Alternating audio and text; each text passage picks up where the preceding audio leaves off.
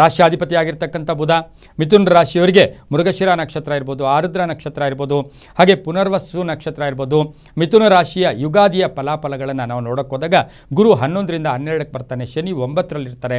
ಇನ್ನು ರಾಹು ಕೇತು 10 ಮತ್ತು 4ರಲ್ಲಿ ಸಂಚಾರ ಮಾಡ್ತಾ ಇದ್ದಾರೆ. ಮಿಥುನ ರಾಶಿಯವರಿಗೆ ಈಗಾಗಲೇ ಗುರುಬಲ ಇತ್ತು, ಈಗ ಗುರುಬಲ ಕಡಿಮೆ ಆಗುತ್ತೆ. ಆದರೂ ಕೂಡ ಈ ರಾಶಿಯವರಿಗೆ ಅವಕಾಶಗಳು ತುಂಬ ಜಾಸ್ತಿ ಬರ್ತಾ ಇರುತ್ತೆ.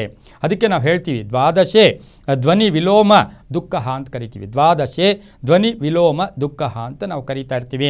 12ನೇ ಮನೆಗೆ ಗುರು ಬರ್ತಾ ಇರ್ತಕ್ಕಂಥ ಈ ಸಂದರ್ಭಕ್ಕೆ ಅನುಸಾರವಾಗಿ ಅವಕಾಶಗಳನ್ನು ಪರಿಪೂರ್ಣವಾಗಿ ಉಪಯೋಗಿಸ್ಕೊಳ್ಳಿ.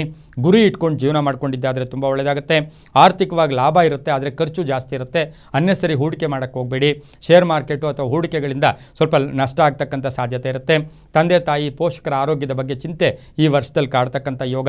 ವಾಹನದ ವಿಷಯದಲ್ಲಿ ಸ್ವಲ್ಪ ಕಾನ್ಸಂಟ್ರೇಷನ್ ಚೆನ್ನಾಗಿದ್ದಿದ್ದೆ ಆದರೆ ತುಂಬ ಒಳ್ಳೆಯದಾಗುತ್ತೆ. ಇಲ್ಲಾಂದರೆ ಟೆನ್ಷನ್ ಆಗ್ತಕ್ಕಂಥದ್ದು. ಇನ್ನು ಉದ್ಯೋಗದಲ್ಲಿ ರಾಹು 10ನೇ ಸ್ಥಾನದಲ್ಲಿ ಇರ್ತಕ್ಕಂಥ ಆ ಸಂದರ್ಭಕ್ಕೆ ಅನುಸಾರವಾಗಿ ನೋಡೋಕೆ ಹೋದಾಗ ಉದ್ಯೋಗದಲ್ಲಿ ಆತುರದ ನಿರ್ಧಾರಗಳು ಬೇಡ, ತಾಳ್ಮೆಯಿಂದ ಒಂದು ವ್ಯವಹರಿಸಿದ್ದಾದರೆ ತುಂಬ ಒಳ್ಳೆಯದಾಗುತ್ತೆ. ಉದ್ಯೋಗದಲ್ಲೂ ಕೂಡ ಉದಾಸೀನತೆ ನಿರ್ಲಕ್ಷ್ಯತೆ ಬೇಡ ಅಂತೂ ಕೂಡ ಹೇಳುತ್ತೆ. ಇನ್ನು ತಿರುಗಾಟ ಇರುತ್ತೆ, ಸ್ವಲ್ಪ ಮನೆ ತಗೊಳ್ತಕ್ಕಂಥ ಯೋಗ ಕೂಡ ಈ ರಾಶಿಯವರಿಗಿರುತ್ತೆ.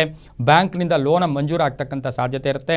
ವಿದ್ಯಾರ್ಥಿಗಳಿಗೆ ಉದ್ಯೋಗ ಸಿಗ್ತಕ್ಕಂಥದ್ದು, ವ್ಯಾಪಾರಸ್ಥರಿಗೆ ವಿಶೇಷವಾಗಿ ವಿಸ್ತರಣೆ ಆಗ್ತಕ್ಕಂಥ ಯೋಗ ಇರುತ್ತೆ. ರಾಜಕಾರಣಿಗಳಿಗೆ ತುಂಬ ಚೆನ್ನಾಗಿದೆ. ಅಣ್ಣ ತಮ್ಮಂದಿರ ಜೊತೆ ಸ್ವಲ್ಪ ಅಡ್ಜಸ್ಟ್ ಮಾಡ್ಕೊಂಡು ಹೋಗಬೇಕು, ಇಲ್ಲಾಂದರೆ ಕಲಹಗಳಾಗ್ತಕ್ಕಂಥದ್ದು, ಕೋರ್ಟ್ ಕೇಸ್ ಆಗ್ತಕ್ಕಂಥ ಸಾಧ್ಯತೆ ಮಿಥುನ ರಾಶಿಯವರಿಗಿರುತ್ತೆ. ಅದರೊಂದಿಗೆ ಪಾಲುದಾರಿಕೆಯಲ್ಲಿ ನಿರ್ಧಾರಗಳು ಗಟ್ಟಿಯಾಗಿರಲಿ. ಅವರೇನೋ ಹೇಳ್ತಾರಂತೆ ನೀವು ಅದಕ್ಕೆ ಒಪ್ಕೊಳ್ಳೋಕೆ ಹೋಗಬೇಡಿ. ಆರೋಗ್ಯದಲ್ಲಿ ಸಣ್ಣ ಪುಟ್ಟ ತೊಂದರೆ ಇದ್ದರೂ ಕೂಡ ಭಯ ಇಲ್ಲ ಅಂತೂ ಕೂಡ ಈ ವರ್ಷದ ಯುಗಾದಿಯ ಫಲಾಫಲ ಹೇಳುತ್ತೆ. ಉದ್ದಿಮೆದಾರರಿಗೆ ಆಗಸ್ಟ್ ನಂತರ ಬಹಳಷ್ಟು ಶುಭ ಆಗ್ತಕ್ಕಂಥ ಯೋಗ ಇರುತ್ತೆ. ಅದರ ಜೊತೆಗೆ ವಿವಾಹ ವಿಚಾರಗಳಲ್ಲಿ ಗೊಂದಲಗಳು ಉಂಟಾಗ್ತಕ್ಕಂಥ ಸಾಧ್ಯತೆ ಮಿಥುನ ರಾಶಿಯವರಿಗಿರುತ್ತೆ. ಮಹಿಳೆಯರಿಗೆ ಒಳ್ಳೆಯದಾಗುತ್ತೆ. ಮಹಿಳೆಯರು ಸರ್ಕಾರಿ ನೌಕರಿಯಲ್ಲಿರ್ತಕ್ಕಂಥ ಮಹಿಳೆಯರಿಗೆ ಜವಾಬ್ದಾರಿಗಳು ಜಾಸ್ತಿ ಸಿಗ್ತಕ್ಕಂಥ ಯೋಗ ಸಹ ಯುಗಾದಿಯ ಮಿಥುನ ರಾಶಿಯ ಫಲಾಫಲಗಳಲ್ಲಿ ನಾವು ನೋಡಬಹುದಾಗಿದೆ. ಈ ರಾಶಿಯವರು ಮಿಥುನ ರಾಶಿಯವರು ಹಸಿರು ಬಣ್ಣ ಮತ್ತು ಬಿಳಿಯ ಬಣ್ಣವನ್ನು ಉಪಯೋಗಿಸಿಕೊಳ್ಳಿ. 5 ಮತ್ತು 1 ತಮ್ಮ ಅದೃಷ್ಟದ ಸಂಖ್ಯೆಗಳಾಗಿರುತ್ತೆ. ಪೂರ್ವ ಹಾಗೂ ದಕ್ಷಿಣದ ದಿಕ್ಕಿನ ಪ್ರಯಾಣಗಳು ಇವರಿಗೆ ಬಹಳಷ್ಟು ಶುಭ ಕೊಡುತ್ತೆ. ಓಂ ನಮೋ ವೆಂಕಟೇಶಾಯ. ಶನಿವಾರ ವೆಂಕಟೇಶ್ವರನ ದರ್ಶನ ಮಾಡ್ಕೊಳ್ಳಿ.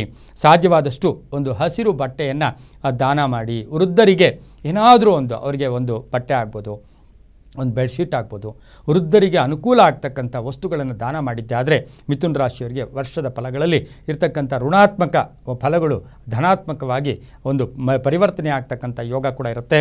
ಅದು ತುಂಬ ಚೆನ್ನಾಗಿರುತ್ತೆ.